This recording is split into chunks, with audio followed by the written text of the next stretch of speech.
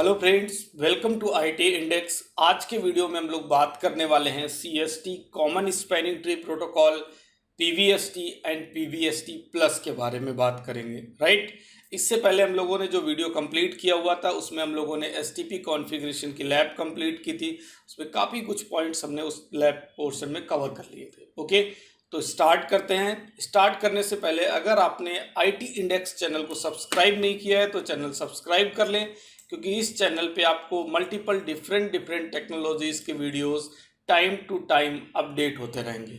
Okay, तो हम लोग कंटिन्यू करते हैं अपने टॉपिक पे। आज का जो टॉपिक है वो टॉपिक है CST, PVST and PVST plus. Okay,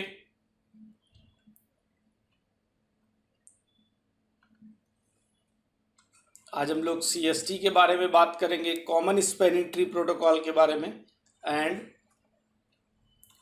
PVST के बारे में डिस्कस करेंगे। राइट, इन दोनों पॉइंट्स के बारे में बात करेंगे। इसको डिटेल से डिस्कस करने से पहले सबसे पहले हम इसके डिफरेंसेस देखते हैं कि कॉमन स्पैनिंग ट्री प्रोटोकॉल्स कहाँ पे यूज़ होता है और पीवीएसटी प्रोटोकॉल कहाँ पे यूज़ होता है। राइट, तो सीएसटी का मतलब है common spanning tree protocol, common spanning tree protocol. Right, and PVST पर वीलेन स्पैनिंग ट्री प्रोटोकॉल, पर VLAN spanning tree protocol. Right, okay, CST और पीवीएसटी के डिफरेंसेस को समझते हैं और उस डिफरेंस को समझने के बाद उन डिफरेंसेस के अकॉर्डिंग इसके अंदर जो मॉडिफिकेशन होते हैं, जो चेंजेस होते हैं, उसको समझेंगे। राइट, तो स्टार्ट करते हैं difference between CST and PVST. CST की बात करें तो ये एक ओपन स्टैंडर्ड प्रोटोकॉल है।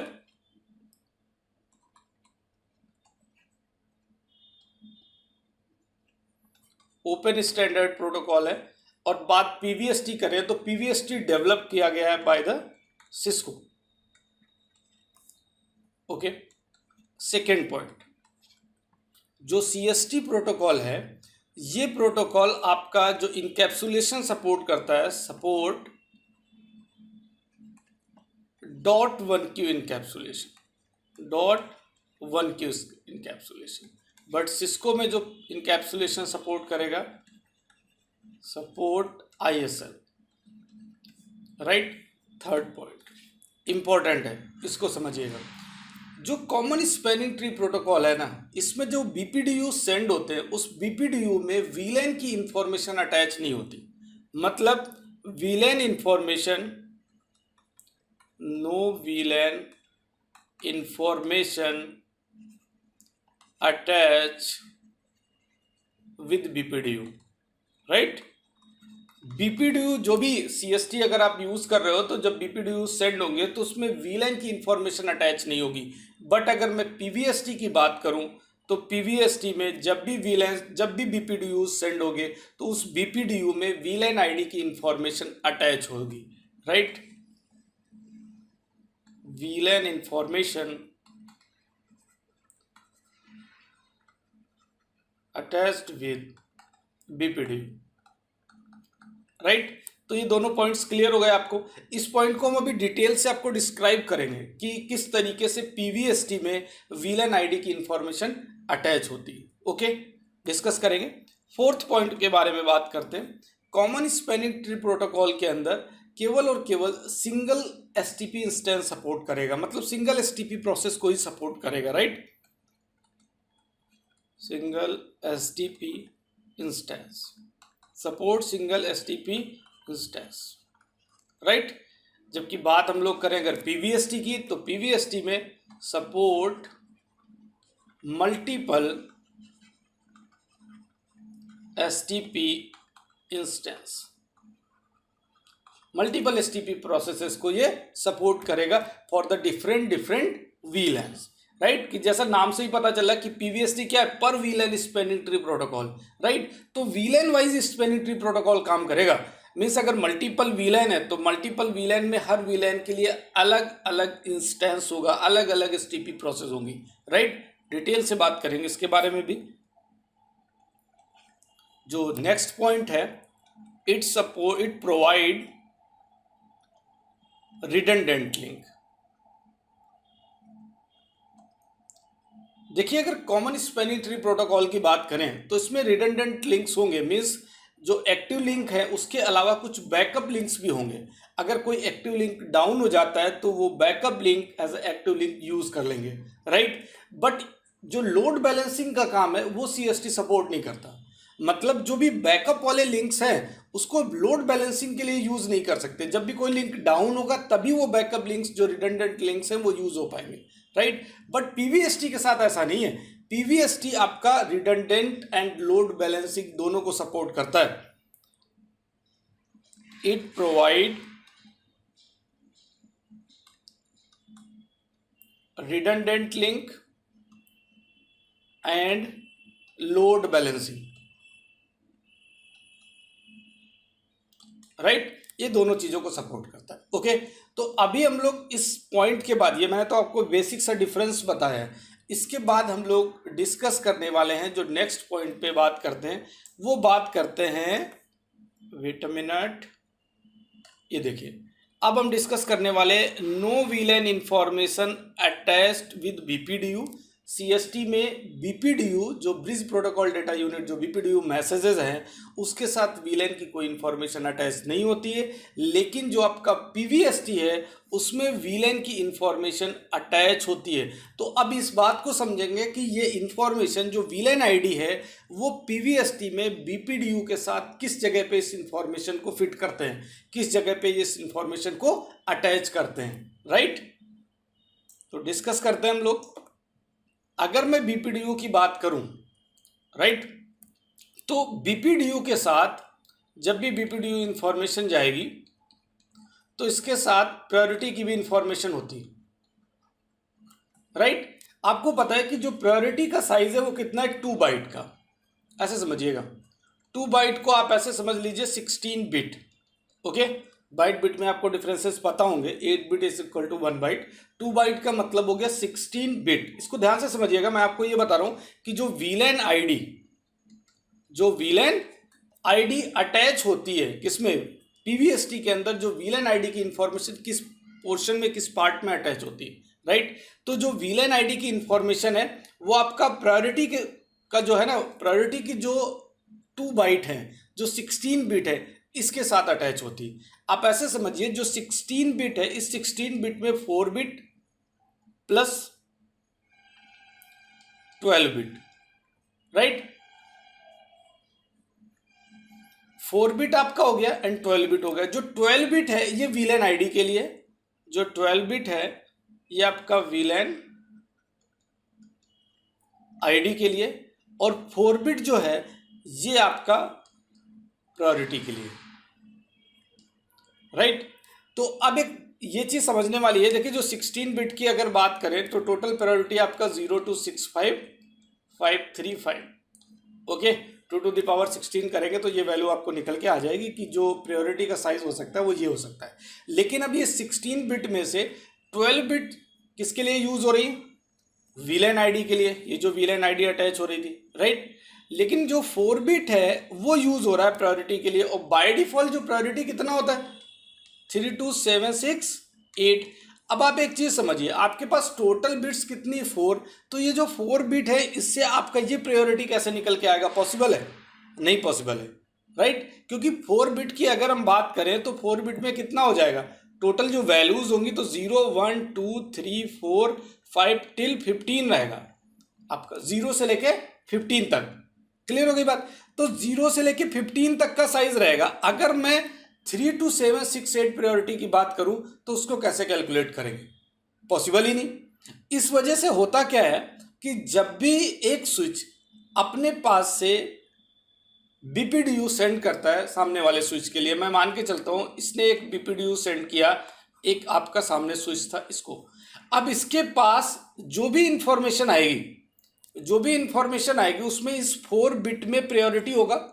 तो 4 बिट के साथ एक वैल्यू अटैच होके आएगी. 4 बिट की जगह पर क्या अटैच होके आएगी, एक वैल्यू अटैच होके आएगी कि वो 0 भी हो सकती, 1 भी, 2 भी, 3 भी, 4 भी, टिल 15 तक कोई एक वैल्यू अटैच होके जाएगी. तो सामने वाला जो स्विच क्या करेगा, इसका मल्टीप्लायर जो प्रायोरिटी होती है वो multiple of priority will be multiple of 4096, right. किसके मल्टीपल में होती? 4096 के मल्टीपल में होती। तो अगर आपने किसी ने अगर इससे पहले CCNA में या किसी में लैब की होगी, ठीक है, प्रायोरिटी को चेंज करने की, तो उसमें आपने देखा होगा तो उसके मल्टीपल ऑफ 4096 में ही आप प्रायोरिटी दे सकते हो। तो उसका रीजन यही है क्योंकि जो टोटल नंबर ऑफ बिट्स है वो कितने हैं हमारे पास? 4। टोटल नंबर ऑफ बिट्स कितने? 4, right. Total number of bits कितने? 4। अब इन 4 बिट्स में मैक्सिमम जो वैल्यूज है वो 0 to 15 जा सकते हैं हम लोग। तो 0 to 15 केस में अगर हम बात करें तो कैसे पता चलेगा? 3, 2, 7, 6, 8 प्रायोरिटी कैसे कैलकुलेट करेंगे? तो इस वजह से क्या होता है कि जो भी वैल्यू होती है उसको हम मल्टीपल कर देते हैं किससे? 4096 से।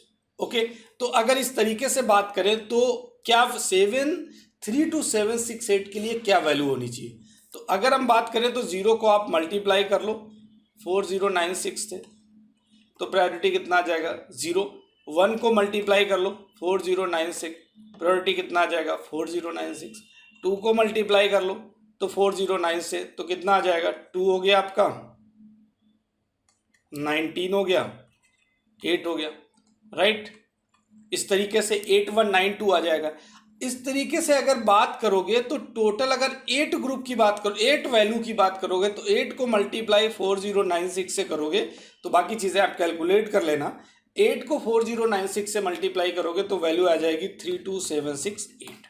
ओके, तो इस तरीके से जो वैल्यू कितनी होगी यहाँ पे? 8 वैल्यू होगी। 8 वैल्यू का मतलब ये हो गया 8 को मल्टीप्लाई करेंगे 4096 से तो इसका प्रायोरिटी कैलकुलेट हो जाएगा। मतलब 4 बिट, क्योंकि बिट्स कम है इस वजह से इसको मल्टीपल किया, किसका बनाया गया? 4096 का। ओके, तो आपको ये चीज क्लियर हो गई। कई बार ये डाउट रहता है कि जो 4096 के मल्टीप्लाई में ही क्यों प्रायोरिटी देते हैं हम लोग, राइट। जब आप चेंज कर रहे होगे प्रायोरिटी तो आपके माइंड में ये बात आती है कि 4096 के मल्टीप्लाई में क्यों देते हैं। उसका सीधा सा रीजन ये है कि प्रायोरिटी के लिए जो टोटल नंबर ऑफ बिट्स आपके पास प्रेजेंट होगी पीवीएसटी के अंदर वो 4 बिट होंगी केवल, क्योंकि लास्ट की जो 12 बिट है वो VLAN ID के लिए रिजर्व कर दी जाएगी। ओके, तो अब ये पार्ट आपका कंप्लीट हो गया। कौन सा वाला पार्ट? कि आप जो बीपीडीयू के साथ किस तरीके से VLAN इंफॉर्मेशन अटैच करते हो। एक चीज और बताता हूं आपको, जब भी आप शो स्पैनिंग ट्री करते हो, जब भी आप एक कमांड चलाते हो स्विच पे, शो स्पैनिंग ट्री,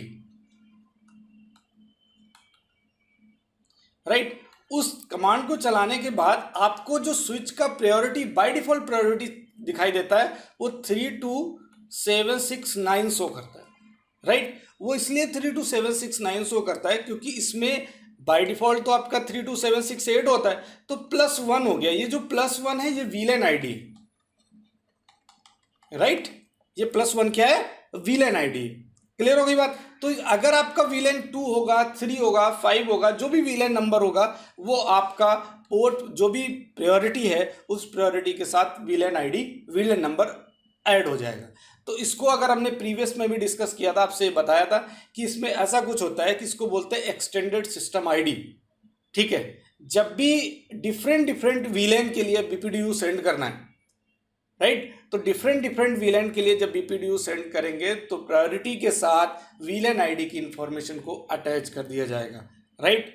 इस तरीके से और भी मैंने बात कुछ पॉइंट्स पे डिस्कस किया था, वो प्रीवियस वीडियो के अंदर डिटेल बताई हुई थी मैंने। ओके, अभी इसको यहीं पे कंप्लीट करते हैं। यहीं पे कंप्लीट करने का मतलब इस पॉइंट को यहीं पे कंप्लीट करते हैं। नेक्स्ट पॉइंट हम लोग जो डिस्कस करने वाले हैं वो बात करने वाले हैं कि जो CST और PVST है इसमें जो टोपोलॉजी चेंजेस कितने टाइप के होते हैं। मतलब आपने CST प्रोटोकॉल इनेबल किया या फिर आपने PVST यूज किया, इन दोनों के टोपोलॉजी चेंजेस क्या क्या हो सकते हैं,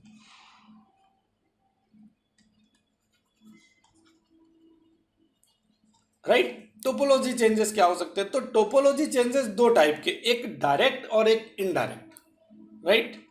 आप ऐसे समझिए, एक है आपका डायरेक्ट और एक है आपका इनडायरेक्ट। टोपोलॉजी चेंजेस में क्या है, एक है डायरेक्ट और एक है आपका इनडायरेक्ट। अब डायरेक्ट टोपोलॉजी चेंजेस का मतलब ये है कि ये हो गया आपका एक स्विच, मैं 3 स्विचेस आपस में कनेक्ट कर देता हूं, राइट। स्विच 1, स्विच 2, स्विच 3, ठीक है। मैंने 3 स्विचेस आपस में कनेक्ट कर दिए। मैं 2 टोपोलॉजी बना रहा हूं, उससे आपको डिफरेंस समझ में आ जाएगा डायरेक्ट और इनडायरेक्ट का। मैं इधर से आपको डायरेक्ट बताना चाह रहा हूं और एक सेम टोपोलॉजी मैं इधर क्रिएट करता हूं। मैं आपको इसमें इनडायरेक्ट टोपोलॉजी चेंजेस के बारे में बताऊं, राइट। ये बहुत ही इंपॉर्टेंट पॉइंट है, आप इसको समझोगे तो आपको लगे कुछ चीजें एडवांस, कुछ पॉइंट्स और समझने को मिलेंगे, राइट। इस केस में मैं ये मान के चलता हूं कि ये आपका क्या है, रूट ब्रिज है। अगर ये रूट ब्रिज है तो ये दोनों डीपी, ये आरपी पोर्ट है, ये भी आरपी पोर्ट है, ये आपका डीपी हो गया और ये आपका ब्लॉक हो गया, राइट। इस बात को समझिएगा। डायरेक्ट टोपोलॉजी चेंजेस का मतलब ये है, अगर ये वाला रूट पोर्ट डाउन हो जाता है, कौन सा, अगर ये रूट पोर्ट क्या हो जाता है, डाउन, तो ध्यान ही रखिएगा डायरेक्ट टोपोलॉजी चेंज का मतलब है अगर रूट पोर्ट डाउन है जिस स्विच पे, उसी पे अगर आपका ब्लॉक पोर्ट प्रेजेंट है, मतलब जिस स्विच पे आपका रूट पोर्ट डाउन हुआ है उसी स्विच पे आपका एक पोर्ट और है जो ब्लॉक स्टेट के अंदर है। तो इसका मतलब यह है कि ये जो ब्लॉक स्टेट वाला पोर्ट है, ये वाला पोर्ट, इसको अप होने में कितना टाइम लगेगा, क्योंकि सेम स्विच पे प्रेजेंट है तो इसको अप होने में 15 सेकेंड आपका लिसनिंग टाइम और 15 सेकेंड आपका लर्निंग टाइम, तो टोटल 30 सेकेंड का कन्वर्जेंस टाइम लगेगा, राइट। और आफ्टर 30 सेकेंड आपका जो ये लूप फ्री जो इसका लिंक है वो स्टार्ट हो जाएगा, मीन्स ये जो ब्लॉक पोर्ट है ये फॉरवर्डिंग स्टेट में आ जाएगा। क्लियर हो गई बात। तो टोटल कन्वर्जेंस टाइम कितना लगा, 30 सेकेंड। मीन्स अगर डायरेक्ट टोपोलॉजी चेंजेस होंगे तो टोटल कन्वर्जेंस टाइम आपका होगा 30 सेकेंड। बट इनडायरेक्ट टोपोलॉजी में चेंजेस होते हैं, मतलब इनडायरेक्ट चेंजेस किसको बोलते हैं, पहले तो ये समझो, राइट।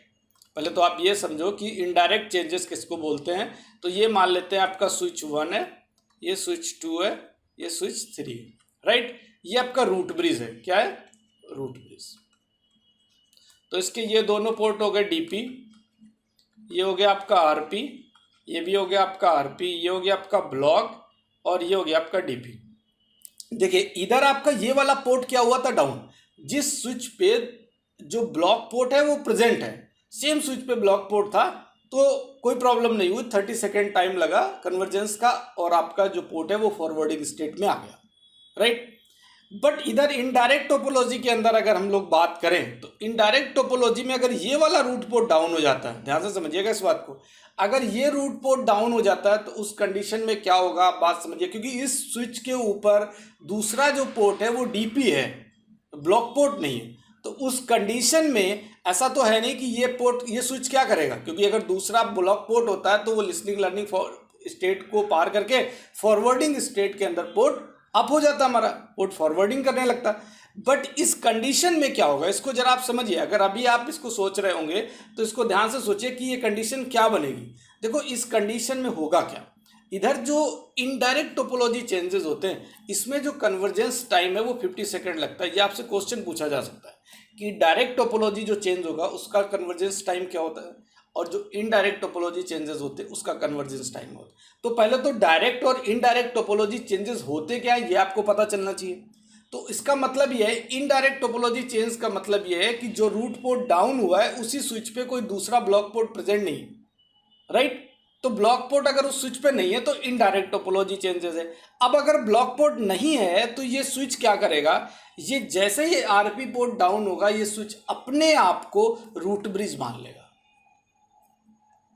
बहुत ही इंपॉर्टेंट पॉइंट, अपने आप को क्या मान लेगा, रूट ब्रिज मान लेगा। स्विच अपने आप को रूट ब्रिज मानेगा तो रूट ब्रिज मानने ही स्विच क्या करेगा, बीपीडीयू फॉरवर्ड करेगा।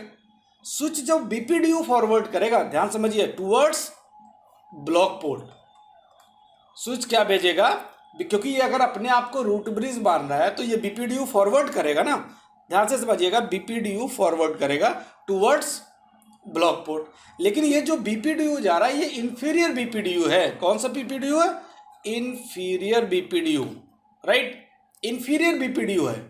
क्योंकि देखिए जो सुपीरियर बीपीडीयू वो कौन सा है, वो तो ऑलरेडी जो आपका रूट ब्रिज बना हुआ है वही उसी का ही जो बीपीडीयू है वो सुपीरियर बीपीडीयू है।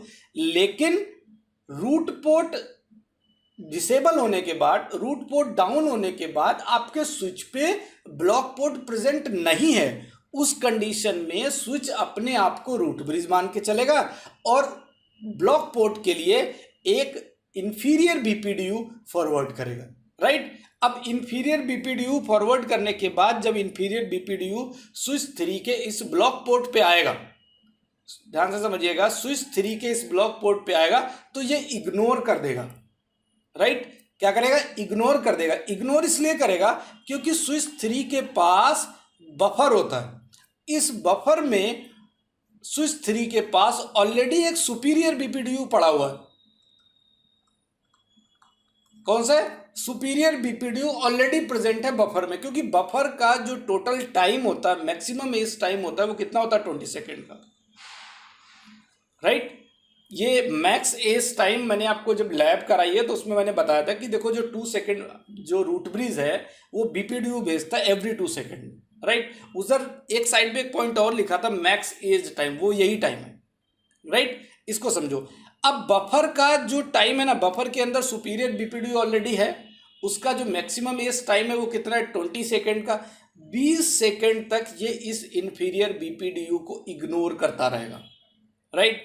अब इग्नोर करने के पीछे सीधा सा रीजन ये है कि उसके पास ऑलरेडी एक सुपीरियर बीपीडीयू है, तो वह इंफीरियर बीपीडीयू क्यों लेगा। लेकिन आफ्टर 20 सेकेंड उसका जो बफर है वो फ्लश हो जाएगा, और फ्लश होने के बाद जो इंफीरियर बीपीडीयू है उसकी इंफॉर्मेशन बफर में स्टोर हो जाएगी। तो जब इंफॉर्मेशन बफर में स्टोर होगी तो स्विच फिर उसके अकॉर्डिंग डिसीजन लेगा, on the basis of inferior BPDU के अकॉर्डिंग डिसीजन लेगा। उस कंडीशन में 20 सेकेंड के बाद स्विच फिर से लिसनिंग और लर्निंग दोनों का 15-15 सेकेंड यूज करेगा। तो मतलब 15 सेकेंड इसके, 15 इसके, 20 इसके, टोटल टाइम कितना हो गया, 50 सेकेंड। तो जो इसका एसटीपी कन्वर्जेंस टाइम है, एसटीपी कन्वर्जेंस टाइम कितना लग गया, 50 सेकेंड। तो इनडायरेक्ट टोपोलॉजी में 50 सेकेंड कन्वर्जेंस टाइम कैसे होता है ये आपको समझ में आ गया, राइट। तो कई बार ये क्वेश्चन पूछा जा सकता है कि डायरेक्ट टोपोलॉजी चेंजेस और इनडायरेक्ट टोपोलॉजी चेंजेस में क्या डिफरेंस है। प्लस ये पूछा जा सकता है दूसरे तरीके से कि इनडायरेक्ट टोपोलॉजी चेंजेस का जो कन्वर्जेंस टाइम है वो 50 सेकेंड क्यों होता है। तो उसमें आप ये मैक्स एज टाइम बताओगे कि उसके पास जो बफर में ऑलरेडी पहले से सुपीरियर बीपीडीयू की इंफॉर्मेशन होती है स्विच के पास 20 सेकेंड तक, आफ्टर 20 सेकेंड वो फ्लश होगा, तब उसके बाद में इंफीरियर बीपीडीयू की इंफॉर्मेशन उसमें स्टोर होगी, उसके बाद वो इंफीरियर बीपीडीयू के बेसिस पे स्विच डिसीजन लेगा। तो आपका जो पोर्ट है ब्लॉक वाला वो listening to learning and finally forwarding state में आ जाएगा। बट ये जो टोटल टाइम लगा ये आपका 50 सेकेंड लगा, तो ये कन्वर्जेंस टाइम बहुत ज़्यादा है। तो इसके बाद इस प्रॉब्लम को रिजॉल्व करने का एक तरीका था, इस प्रॉब्लम को रिजॉल्व करने के लिए एक प्रोटोकॉल डेवलप किया गया जिसको बोलते हैं RSTP, rapid spanning tree protocol, right. इसको क्या बोलते हैं, RSTP, rapid spanning tree protocol develop किया गया जिससे जो STP का कन्वर्जेंस टाइम है जो 50 सेकेंड लग रहा है इनडायरेक्ट टोपोलॉजी चेंजेस के अंदर वो रिड्यूस किया जा सके, ओके। तो ये पॉइंट आपका क्लियर है यहां तक, डन। अभी हम आपको जो नेक्स्ट पॉइंट पे डिस्कस करने वाले हैं वो ये डिस्कस करने वाले थे कि मल्टीपल इंस्टेंस वाली हम लोगों ने बात की थी। जो डिफरेंसेस पढ़े हैं तो ये लिखा हुआ है कि जो आपका PVST है सपोर्ट मल्टीपल STP इंस्टेंस, और एक पॉइंट और, it provide redundant link with the load balancing. देखो जो PVST डेवलप किया गया ना उसके पीछे जो मेन रीजन था वो लोड बैलेंसिंग था, उसके पीछे जो मेन रीजन था वो क्या था, लोड बैलेंसिंग। अब इसको पहले तो मैं इजी वे से बताता हूं और फिर इसका एक टोपोलॉजी क्रिएट करके बताऊंगा। पहले एक सिंपल टोपोलॉजी क्रिएट करता हूं मैं। ये आपका एक स्विच हो गया 1, और ये आपका दूसरा हो गया स्विच 2, राइट। इसमें मैं कुछ इस तरीके से कर देता हूं, एक लिंक को मैं ग्रीन कर देता हूं, अभी बताऊंगा मैंने ग्रीन क्यों किया हुआ है, और दूसरे लिंक को मैं ऑरेंज कर देता हूं। ये आप एक्चुअली मैं इस तरीके से बना रहा हूं क्योंकि आप अगर कहीं टोपोलॉजी देखोगे तो आपको पीवीएसटी के अंदर जो भी आप मल्टीपल टोपोलॉजीज पे लैप करोगे तो आपको इस तरीके से ग्रीन और रेड और मल्टीपल कलर के अकॉर्डिंग वीलाइन को रिप्रेजेंट किया गया है, राइट। जैसे स्विच 1 है, इस स्विच 1 में 2 वीलाइन बने हुए हैं। एक वीलाइन है आपका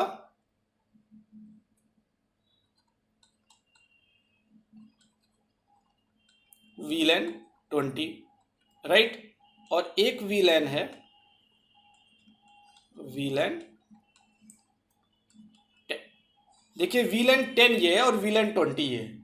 तो मैंने स्विच पे 2 वीलाइंस है, इसका मतलब स्विच पे अगर 2 वीलाइन है तो स्विच क्या करेगा, 2 बीपीडीयू भेजेगा। एक बीपीडीयू इसका भेजेगा, ठीक है, वीलाइन 10 के लिए, और दूसरा बीपीडीयू भेजेगा फॉर वीलाइन 20। अभी क्या हो रहा था कि अगर कॉमन स्पैनिंग ट्री प्रोटोकॉल की बात करें तो कॉमन स्पैनिंग ट्री प्रोटोकॉल के अंदर सिंगल इंस्टेंस सिंगल प्रोसेस को सपोर्ट कर रहा था, बट इधर स्विच पे मल्टीपल वीलाइंस है तो हर वीलाइन के लिए डिफरेंट एसटीपी काम करेगा। मतलब हर वीलाइन के लिए सेपरेट एसटीपी काम करेगा। मतलब वीलाइन 10 के लिए अलग कंप्लीट प्रोसेस रन करेगी और वीलाइन 20 के लिए अलग कंप्लीट प्रोसेस रन करेगी। इससे एक एडवांटेज मिल गया। अगर आप इधर CST यूज कर रहे होते तो आपके पास 2 लिंक पे से एक लिंक बैकअप के लिए पड़ा रहता और एक लिंक यूज होता, राइट। आप दूसरे लिंक को यूज नहीं कर पाते, बट PVST यूज करने का एक एडवांटेज मिल गया आपको। क्या, वीलाइन 10 की इंफॉर्मेशन आप ग्रीन वाले से सेंड कर रहे हो और वीलाइन 20 की इंफॉर्मेशन आप येलो वाले लिंक से सेंड कर रहे हो। इसका मतलब लिंक तो आप दोनों ही यूज कर रहे हो ना, तो आपके पास लोड बैलेंसिंग वाला ऑप्शन क्रिएट हो गया PVST के अंदर।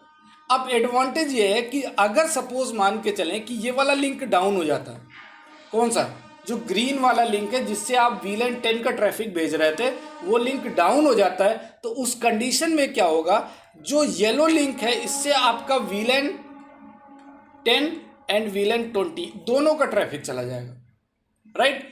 तो इस तरीके से आप एक चीज समझिए ध्यान से, इस तरीके से आप लोड बैलेंसिंग कर पा रहे हो और लोड बैलेंसिंग के साथ साथ इस पे मल्टीपल एसटीपी इंस्टेंस रन कर पा रहे हैं, राइट। तो मल्टीपल एसटीपी प्रोसेस। अब इस तरीके से समझो कि वीलाइन 10 का रूट ब्रिज इलेक्शन अलग होगा, वीलाइन 20 में रूट ब्रिज इलेक्शन अलग होगा, तो सभी वीलाइन के लिए डिफरेंट। बस इसका एक डिसएडवांटेज है, डिसएडवांटेज ये है कि स्विच पे इसका जो प्रोसेसिंग है वो सीपीयू यूटिलाइजेशन बहुत बढ़ जाएगा, राइट। क्योंकि ऑब्वियस सी बात है, अगर मल्टीपल इंस्टेंस आप रन कराओगे एक स्विच पे तो इसका मतलब ये है उसका जो सीपीयू यूटिलाइजेशन है वो इंक्रीज कर जाएगा। यही इसका एक डिसएडवांटेज है, अदरवाइज एडवांटेज तो इसके मल्टीपल है, राइट, क्योंकि इस वजह से क्रिएट ही किया गया है ये। अब मैं आपको एक बड़ा टोपोलॉजी क्रिएट करके दिखाता हूँ, उसको आपको अच्छे से चीज़ें समझ में आएंगी। ये मैंने आपको समझाने के लिए एक ईजी वे बताया था। अब आप एक टोपोलॉजी इस तरीके से देखिए, मैं इधर आपको एक टोपोलॉजी कुछ ऐसा बताता हूँ। वेट,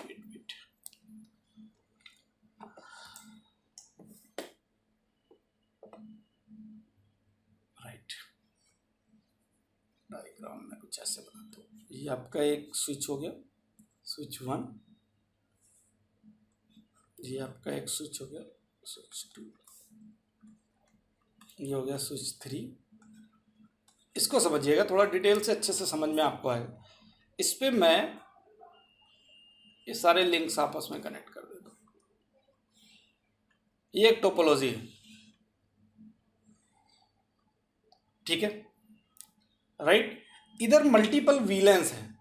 आप ये चाह रहे हो कि जो स्विच 1 है इस पे आप वीलाइन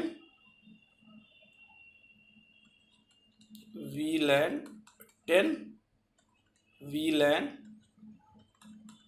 20, वीलाइन 30, वीलाइन 40। टोटल नंबर ऑफ वीलाइंस कितने, 4 है। इस बात को ऐसे समझिएगा, टोटल नंबर ऑफ वीलाइंस कितने, 4 है, राइट।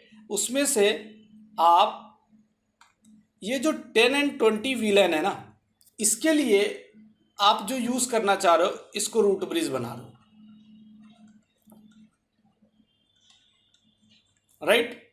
और ये जो आपका 30 वीलाइन 30 और वीलाइन 40 है, वीलाइन 30 एंड वीलाइन 40 है ये, राइट। इसके लिए इसको आप एक्टिव करना चाह रहे हो वीलाइन 30 एंड VLAN 40, राइट। इसके लिए ये रूट ब्रिज हो गया, राइट। देखिए अगर आप केवल और केवल CST में यूज करते हैं, सिंगल इंस्टेंस में जाते हैं, तो इन सभी VLANs के लिए आप इसको रूट ब्रिज मान रहे हो, तो उस कंडीशन में होगा क्या आप समझिए। अगर मैं सिंगल की बात कर रहा हूं, अभी उसकी नहीं CST की बात कर रहा हूं, तो उस कंडीशन में ये होता कि आपका ये रूट ब्रिज बनते ही ये क्या बन जाता है, DP, ये भी DP आपका, ये भी DP, राइट। और सामने वाले पोर्ट क्या हो जाते हैं, RP, ये हो गया आपका RP, ये हो गया आपका RP, राइट। ये पोर्ट क्या हो गया, RP। इसके अकॉर्डिंग जो टोपोलॉजी बनता वो कुछ ऐसा बनता, एक लिंक आपका ये यूज होता, राइट, एक लिंक आपका ये वाला यूज होता और एक लिंक आपका ये यूज होता। इसका मतलब इसका जो लॉजिकल टोपोलॉजी बनता वो कुछ ऐसा बनता, स्विच 1 2, इसका टोपोलॉजी कुछ ऐसा बनता, ये इसका लॉजिकल टोपोलॉजी बनता, राइट।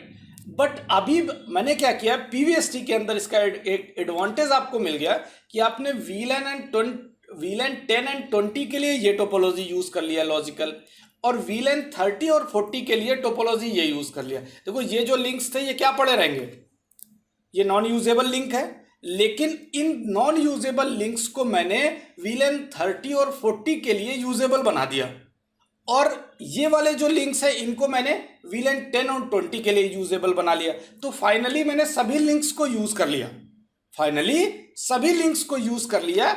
इस वजह से PVST का ये एडवांटेज है, राइट। अब अगर मैं इसके लिए टोपोलॉजी बनाऊं, 30 और 40 के लिए टोपोलॉजी बनाऊं, तो कुछ ऐसा बनेगा, ये लिंक यूज होगा 30 और 40 के लिए टोपोलॉजी अगर मैं बनाऊं तो कुछ ऐसा होगा, ये यूज होगा, ये यूज होगा और ये यूज होगा, इसको रूट ब्रिज मानेंगे तो, राइट। तो ये जो 30 और 40 के लिए ये लॉजिकल टोपोलॉजी हो गया, 10 एंड 20 के लिए ये लॉजिकल टोपोलॉजी हो गया। फाइनली आप ऐसा कुछ हमसे बोल सकते हो कि 30-40 के लिए, मैंने उसका कलर चेंज कर दिया तो थोड़ा सा डिफरेंट, ये हो गया आपका 10 एंड 20 के लिए, और 30-40 के लिए हम लोगों ने ये वाले यूज कर लिए, ये हमारा 30-40 का, ये 30-40, राइट। क्लियर हो गई बात। तो इस तरीके से अगर हम बात करें तो रूट ब्रिज ऐसा होगा, क्योंकि मैं टोपोलॉजी आपका क्रिएट कर रहा हूं, इसको रूट ब्रिज टोपोलॉजी बनाऊंगा, इसको रूट ब्रिज बनाऊंगा, जस्ट मिनट। और उसके बाद में ये दोनों पोर्ट्स क्या हो जाएंगे, इसको जब रूट ब्रिज बनाऊंगा तो 30 और 40 के लिए ये हो जाएगा आपका DP, ये हो जाएगा RP और ये हो जाएगा RP, राइट। तो ये हो गया, ये हो गया और ये हो गया, राइट। ये इसका लॉजिकल टोपोलॉजी क्रिएट हो गया। क्लियर हो गई बात। तो इसके रीजन ये है, लेकिन ऐसा नहीं है, अगर मान लेते हैं 10 एंड 20 वाले लिंक्स डाउन हो जाते, तो 10-20 के लिंक्स अगर डाउन होंगे तो 30-40 के जो लिंक्स है उससे आपका VLAN 10 और 20 का डेटा फॉरवर्ड हो जाएगा। तो समझने की बात यह है कि जो रिडंडेंट लिंक्स हमारे पास खाली पड़े हुए थे, जो केवल बैकअप लिंक्स थे, PVST में उन लिंक्स को भी यूज कर दिया for the different VLAN, right. तो इस वजह से ये एक एडवांटेज क्रिएट हो गया PVST के अंदर। तो आई थिंक आपको ये टोपोलॉजी का कॉन्सेप्ट समझ में आया होगा कि PVST में इसका एडवांटेज क्या है। क्लियर हो गई। और अगर डिफरेंट VLAN है तो डिफरेंट इंस्टेंस होंगे। VLAN 10-20 के लिए अलग मैंने रूट ब्रिज इलेक्ट किया है, 30 एंड 40 के लिए अलग रूट ब्रिज इलेक्ट किया हुआ है, राइट। ओके, तो अगर मैं अभी इसको यहीं पे कंप्लीट करता हूँ इस वीडियो को, लेकिन उससे पहले मैं आपको इतना छोटा सा पॉइंट बता दूं कि अगर मैं डिफरेंस की बात करूं CST, PVST और PVST प्लस, क्योंकि नेक्स्ट वीडियो में मैं आपको PVST के बारे में बताऊंगा और MST के बारे में बात करेंगे, मल्टी स्पैनिंग ट्री प्रोटोकॉल के बारे में डिस्कस करेंगे, राइट। तो CST और PVST के डिफरेंसेस मैं आपको बता चुका था। PVST प्लस में ऐसा ये है कि ये CST एंड PVST बोथ को सपोर्ट करेगा, और दोनों को सपोर्ट कर रहा है, इसका मतलब ये .1Q एंड ISL दोनों एनकैप्सुलेशन को सपोर्ट करेगा। तो ये 2 पॉइंट एडिशनल हो गया PVST प्लस के अंदर, ये CST PVST प्लस .1Q और ISL इनकैप्सुलेशन को सपोर्ट करेगा, और PVST प्लस है इसलिए PVST के सारे फीचर्स तो इसके साथ ऑलरेडी ऐड हैं, राइट। तो इस वीडियो को हम लोग यहीं पे कंप्लीट करते हैं। नेक्स्ट वीडियो के अंदर मैं आपको PVST प्लस और एमएसटी के बारे में एक्सप्लेन करूंगा। एंड फाइनली लास्ट में आपको मैं एक बड़ी सी लैब कराने वाला हूं जिसमें आपको पीवीएसटी प्लस और एमएसटी और पीवीएसटी का किस तरीके से कॉम्बिनेशन है, क्या क्या डिफरेंसेस हैं, वो डिस्कस करेंगे। तो thanks for watching this video. अगर आपको ये वीडियो पसंद आ रहा तो लाइक एंड कमेंट करना ना भूलें। Thank you so much.